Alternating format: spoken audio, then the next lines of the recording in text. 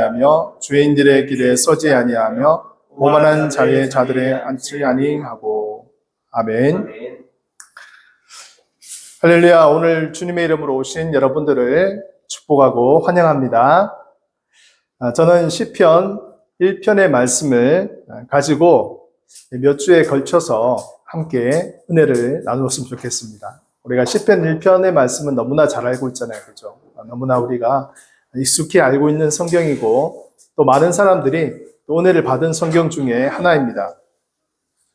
성경 66권 중에 성경 중에 많은 사람들이 또 즐겨하고 또 좋아하는 성경 구절들이 많이 있습니다. 그래서 그 가운데 이 시편 1편의 말씀을 참 짧은 말씀이지만 몇 주에 걸쳐서 같이 이렇게 좀 깊이 있게 나누면서 은혜를 나누었으면 좋겠습니다. 여기에서 이제 이 시편은 수금을 치며 부르는 노래라는 그런 뜻을 가지고 있어요. 그래서 이 시편은 이제 히브리어 원문에는 시들의 책이라고 나와 있습니다. 말 그대로 여러 장르가 있잖아요, 그렇죠? 문학에 보면 여러 장르가 있는데 이 시편은 시에 해당합니다. 그래서 시적 장르에 속하고요. 저자는 다윗에서부터 시작해서 모세, 에스라까지 해서 또 많은 그런 사람들이 또 이렇게 저자를 했는데 한 1000년 정도에 걸쳐서 이렇게 이 시편을 기록을 했습니다. 그 가운데 특별히 시편의 많은 부분들은 다윗이 또 기록을 했고요. 또 그것이 예배를 드리는 제사의식에 이 시편이 사용이 되었습니다. 그리고 이 시편의 주제를 본다면 공통적인 주제를 볼 수 있는데 그것이 바로 예배예요. 예배. 월십이라고 그러기도 하죠. 그래서 이 예배라는 부분을 나와 있고 몇 가지 이제 질문들이 있습니다. 화면을 한번 보시면 질문을 보시면 하나님은 어떤 분이신가? 그 다음에 어떠한 일을 해오셨는가? 그리고 하나님은 어떤 일을 앞으로 하실 것인가? 하는 것에 대한 것들이 이제 나와 있어요. 따로 없는가 보죠. 예, 그래서 하나님이 이 세 가지 부분들을 가지고 함께 같이 나누는 부분들이 이제 나옵니다. 그리고 시편은 한 권이 아니고 5편의 원래는 시편이었는데 하나로 이렇게 묶었습니다. 사실 이 다윗이 또 많은 시편을 썼는데 오늘 본문 이 시편 1편의 말씀은 저자가 미상이에요. 누군지는 알 수가 없습니다. 그런데 많은 사람들이 알려져 있고 또 이 시편의 말씀을 또 1편을 가지고 또 은혜를 받고 있습니다. 첫 번째 또 시작하는 것은 무엇이에요? 복 있는 사람은 이라고 이렇게 시작합니다. 복 있는 사람은 악인들의 죄를 따르지 아니하고 죄인들의 길에 서지 아니하고 오만한 자리에 앉지 아니한다 라고 이렇게 말씀하고 있어요. 세 가지를 하지 않는 사람을 복 있는 사람이다 그렇게 말씀을 하고 있어요. 세 종류의 악인들이 등장하죠. 첫 번째는 악인들, 죄를 따르지 않는 악인들이 나오고 두 번째는 죄인들이 나오고 세 번째는 오만한 자들 이렇게 세 종류의 악한 자들이 나오게 됩니다. 그래서 이 세 가지 종류의 사람들을 한번 보면서 우리가 한번 살펴볼 필요가 있어요. 사실 복 있는 사람은 우리가 정의한다는 것은 그리 쉽지는 않습니다. 이 세 가지 종류의 사람을 든 것은 무엇이냐면 복 있는 사람은 이러한 세 종류의 사람과는 구별되어 살아가는 사람이 복 있는 사람이다 라고 그렇게 말씀하고 있는 것이에요. 즉 다른 말로 말하면 죄악이 관영한 이 세상에서 그 죄악을 따라가지 아니하고 하나님의 말씀을 따라서 구별되어 살아가는 사람이 복 있는 사람이다 라고 그렇게 말씀합니다. 사랑하는 성도 여러분, 저는 여기에서 이제 질문을 해드리고 싶은데 우리가 살아가는 이 세상 속에서 그러면 과연 죄인과 이런 죄들과 함께 동화되지 않고 살아갈 수 있을까 하는 질문을 드리고 싶어요. 그런데 이것은 노입니다. 불가능합니다. 이 세상은 선과 악이 공존하고 있어요. 선과 악이 공존하는 세상이 바로 이 세상입니다. 세상에는 선한 사람도 있지만 악한 사람도 많이 있습니다. 그래서 내 주위를 둘러보면 선한 사람이 많이 있을 수도 있겠지만 악한 사람도 많이 있어요. 뉴스를 통해서 우리는 종종 이런 많은 그런 사건, 사고, 범죄 일들을 우리가 듣게 되잖아요. 그죠? 요즘에 사실 그 화제가 되는 범죄가 뭡니까? 주가 조작, 또 뭐 전세 사기 이런 것들이 이제 많이 이제 대두가 되죠. 뭐 소위 유명한 가수도 거기에 연루가 돼가지고 뭐 그것을 적극 추천했다, 또 뭐 하지 않았다, 나는 피해자다, 여러 가지 그런 이야기를 하는데 조사 결과를 통해서 나중에는 드러나겠습니다. 어떻게 본다면 이것은 인간의 탐욕을 자극해서 불러일으킨 사건이죠.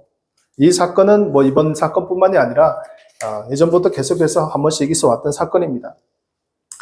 그래서 이 인간의 탐욕에 대한 부분들이 참 많이 오늘날 세상에는 우리가 볼 수 있어요. 그래서 이 복 있는 사람이 세 가지를 말씀하면서 첫 번째는 악인들의 꾀를 따르지 아니하며 라고 그렇게 말씀하고 있습니다. 악인들의 꾀를 따르지 아니하며. 근데 여기서 꾀를 따르지 아니한다 라고 되어 있는데 따르지 아니한다. 영어 성경에는 이렇게 되어 있어요. does not work 라고 되어 있어요. 그 악인들의 그 꾀를 따라서 같이 걸어가지 아니한다 라고 말씀이에요. 같은 그 길을 따라가는 것이 아니고 다른 길을 따라간다. 사실 참 어떻게 보면 우리가 걸어가는 이 길이라는 게 있잖아요. 그죠? 어느 길을 선택하느냐에 따라서 그것이 선한 길이 될 수도 있고 악한 길이 될 수도 있고 그것이 성공의 길이 될 수도 있고 실패의 길이 될 수 있음을 우리가 보게 됩니다. 잠언 10장 9절에는 이렇게 말씀하고 있어요. 한번 같이 읽읍시다. 시작. 바른 길로 행하는 자는 걸음이 평안하느니라. 좁은 길로 행하는 자는 드러나느니라. 바른 길로 행하는 자는 그 걸음이 평안할 것이다 라고 말씀하고 있습니다. 이 바른 길은 어떤 길입니까? 바로 하나님이 기뻐하시는 선한 길인 것이죠. 이 길로 걸어간 자는 평안할 것이다. 그러나 반대로 굽은 길로 행하는 자는 굽은 길, 어그러진 길, 잘못된 길, 정도에서 벗어난 그 길은 결국 다 온천하에 드러날 것이다 라고 말씀하고 있어요.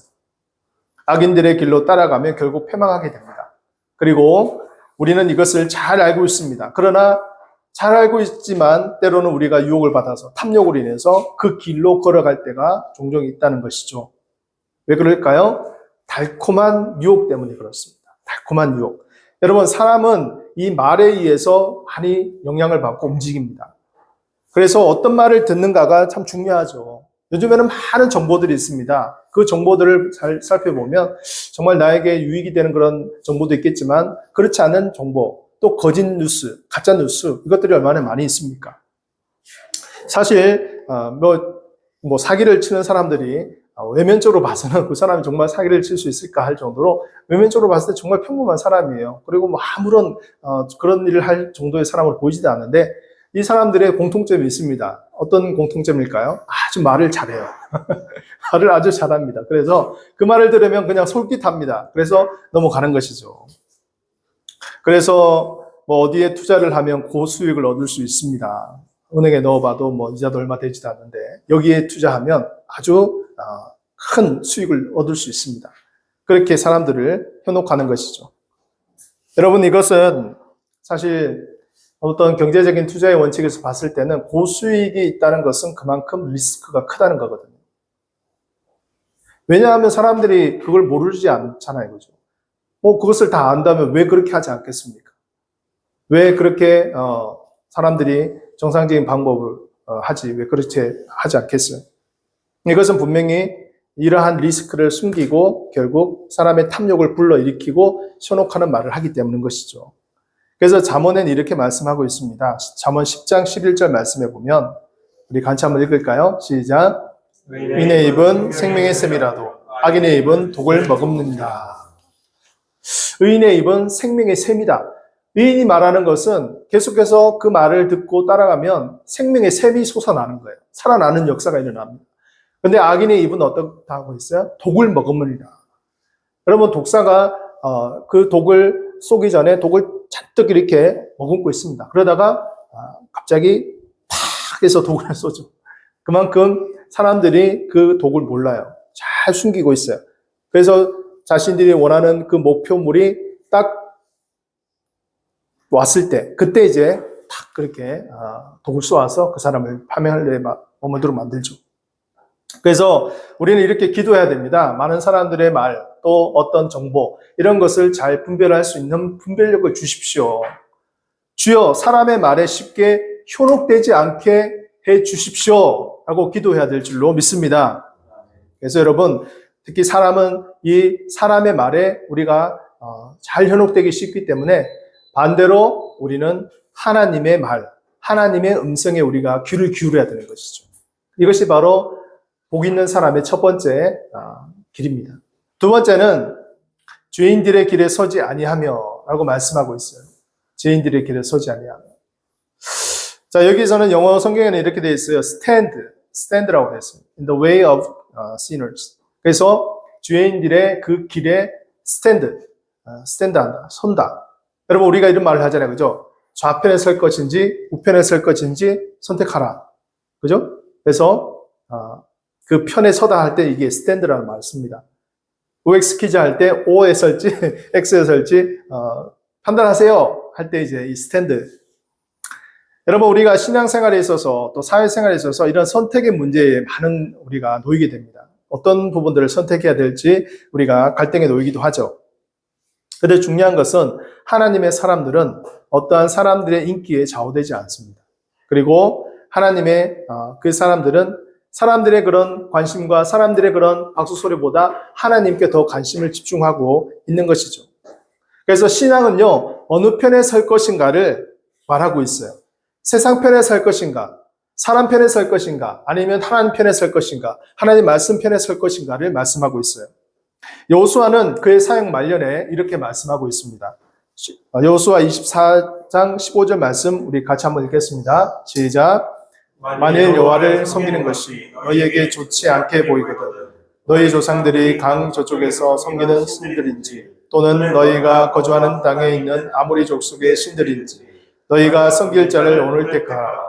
오직 나와 내 집은 여호와를 섬기겠노라 하니. 아멘. 여러분, 이제 여호수아가 그의 사역을 다 이제 정리하고 마지막 말년의 때에 이제 마치 유언의 그런 설교를 하고 있습니다. 백성들에게 이렇게 말을 하고 있죠. 너희가 어느 편에 설 것인지 선택하라. 나는 나와 내 집은 오직 여호와만 섬기겠노라 라고 말씀하고 있어요. 여러분, 사실 사랑하는 성도 여러분, 특별히 우리가 이 세상에 살면서 이러한 도전을 많이 받습니다. 그죠? 어떤 질문 때문에 고민하고 감동할 때가 많이 있죠. 갈등할 때가 많이 있죠.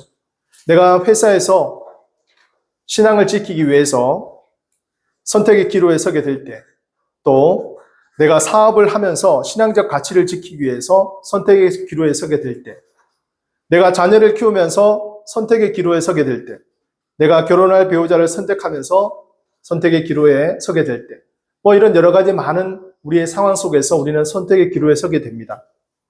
하나님을 선택하는 것이 당연함에도 불구하고 우리는 때로는 우리가 보기에 좋은 대로, 사람이 말하는 대로 그렇게 선택할 때가 있습니다.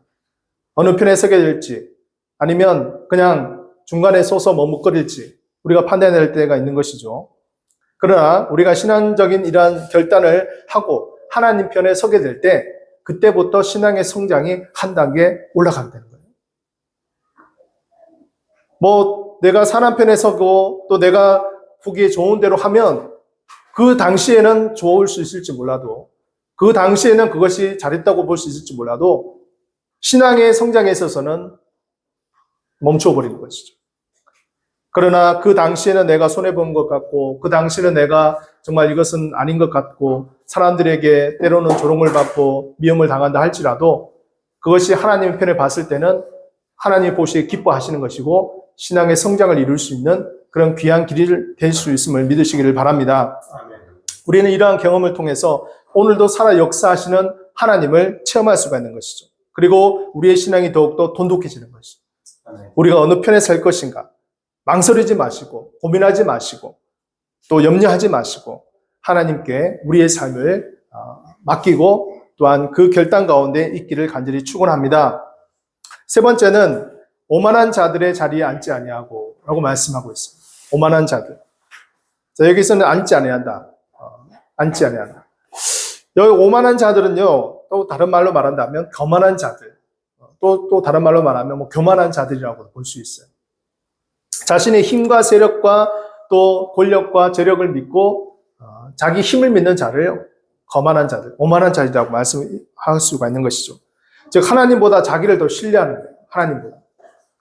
이러한 사람은 교만한 자가 될 수 있는 거예요. 그래서 잠언에서는 이러한 오만한 자, 거만한 자, 교만한 자에 대해서 말씀하고 있어요. 잠언 3장 34절, 이사야서 2장 12절 말씀인데 연달아서 같이 한번 읽어보겠습니다. 시작. 진실로 그는 거만한 자를 비웃으시며 겸손한 자에게 은혜를 베푸시나니 대저 만군의 여호와의 날이 모든 교만한 자와 거만한 자와 자고한 자에게 임하리니 그들이 낮아지리라. 아멘. 하나님은 거만한 자, 오만한 자, 또 이렇게 교만한 자를 아주 싫어하십니다. 왜냐하면 인간의 타락이 어디서부터 시작했을까요? 바로 이 교만에서부터 시작했거든요.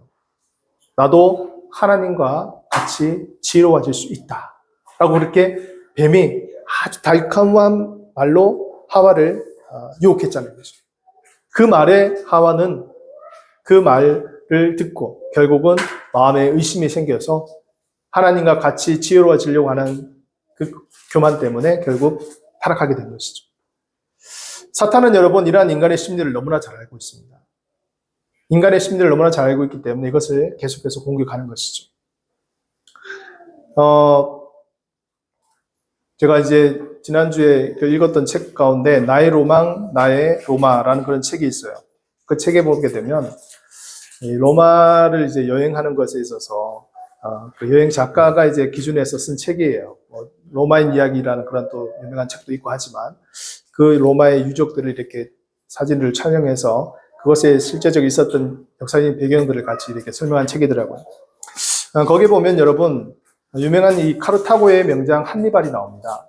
이 카르타고의 명장 한니발이 로마의 적수가 되지 않았는데 결국은 나중에 엄청난 그런 피해를 입히게 되죠.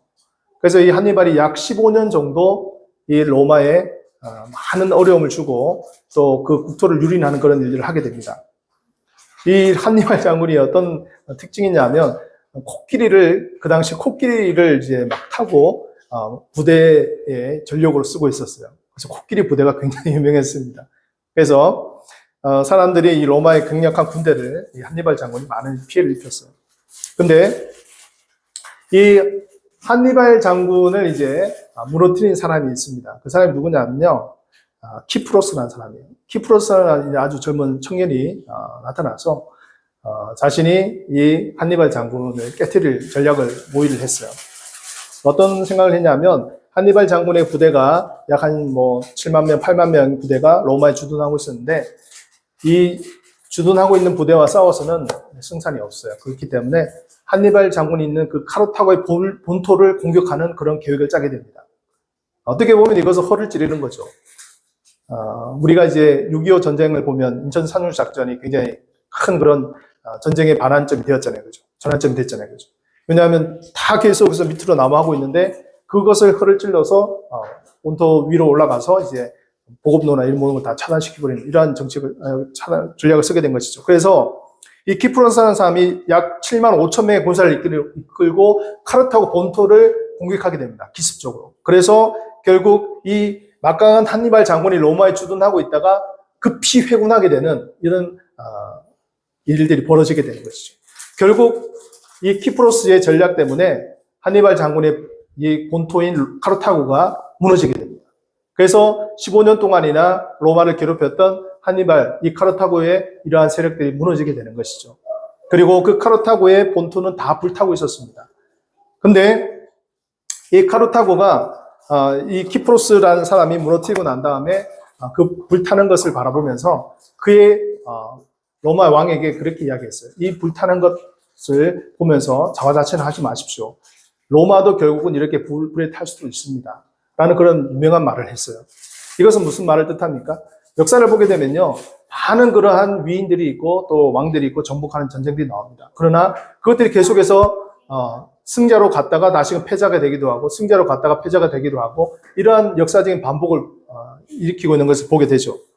그래서 결국 이 키프로스라는 장군도 자신의 본국에 돌아가서는 환영을 받지 못하고 왕으로 등극해야 됨에도 불구하고 환영을 받지 못하고 저기 외딴 섬에 가서 결국은 쓸쓸히 죽음을 맞이하게 됩니다.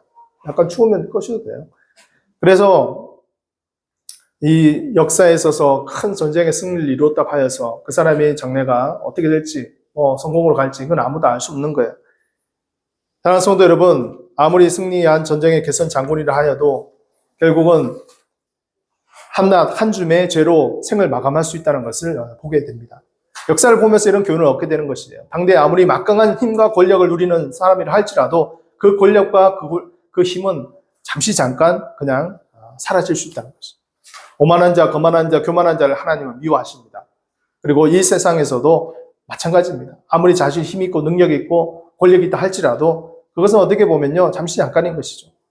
무엇보다 우리는 하나님 앞에 이러한 교만한 자가 되지 않도록, 거만한 자가 되지 않도록, 오만한 자가 되지 않도록 우리가 힘쓰시기를 주의 이름으로 간절히 축복합니다. 말씀을 정리하도록 하겠습니다. 시편은 우리에게 하나님을 향한 신앙과 삶 속에서의 반응들이 잘 나타나 있어요. 많은 성도들이 좋아하는 책이며 지금도 여전히 우리에게 감동과 은혜를 주고 있습니다. 그 중에 시편 1편의 말씀은 시편 전체의 서론에 해당하며 주제에 해당합니다. 복 있는 사람은 이러한 주제는 신앙인으로서 우리가 어떻게 살아가야 될 것인가, 또 어떤 부분을 주의해야 될 것인가에 대해서 우리가 잘 기억하게 되는 것이죠. 세상에서의 복의 기준은 성공, 번성, 성취, 형통, 영광입니다. 이 땅에서 잘 먹고 잘 사는 것이죠. 어떻게 보면요. 현실적인 복이 주류입니다. 그러나 성경에서 말하는 복은 그것과는 좀 달라요. 바로 현실적인 복을 뛰어넘는 하나님과의 관계, 하나님과의 만족, 하나님과의 그러한 은혜, 이것을 말씀하고 있는 것이죠. 그래서 세 가지 종류의 사람을 오늘 살펴보았습니다. 정말 그 악인들의 그 길을 따르지 아니하고, 죄인들의 그 자리에 또 앉지 아니하고, 거만한 자리에 그 부분들을 우리가 생각하면서 우리가 나갔으면 좋겠어요. 특별히 우리가 신앙을 정말 성장하는 것도 중요하지만 우리의 신앙을 잘 지키는 것도 중요한 것이에요. 왜냐하면 사탄은 우리를 호시탐탐 누리면서 우리의 신앙을 무너뜨리기 위해서 그렇게 공격하는 것이죠. 그래서 우리가 이러한 신앙에 있어서의 이 세 가지, 정말 우리에게 있어서 함정과도 같은 이 세 가지 부분, 악인의 죄, 죄인의 길, 오만한 자리, 이것에 우리가 빠지지 않도록 우리를 항상 돌아보며 우리가 살아갔으면 좋겠습니다. 그래서 우리가 사람들의 그 달콤한 말에 우리가 움직이는 것이 아니라 정말 하나님께서 우리에게 보여주실 그 아름다운 그 말씀을 우리가 기억하면서 우리가 정말 특별히 잘 되고 잘 나가고 성공할 때 우리가 항상 주의해야 되는 거예요. 언제 어떻게 한순간에 무너질지 모릅니다. 그럼 우리가 성경을 통해서, 역사를 통해서 보잖아요. 그죠? 오직 하나님 앞에 우리가 잘 안 될 때는 하나님 더 의지하고, 우리가 잘 될 때는 우리의 마음이 또 교만에 빠지지 않도록 하나님을 더 의지하고 더 바라보고 또 하나님께 나아갈 수 있는 저와 여러분들의 모든 삶들이 되어지시기를 주님의 이름으로 간절히 축복하고 부탁드립니다. 네.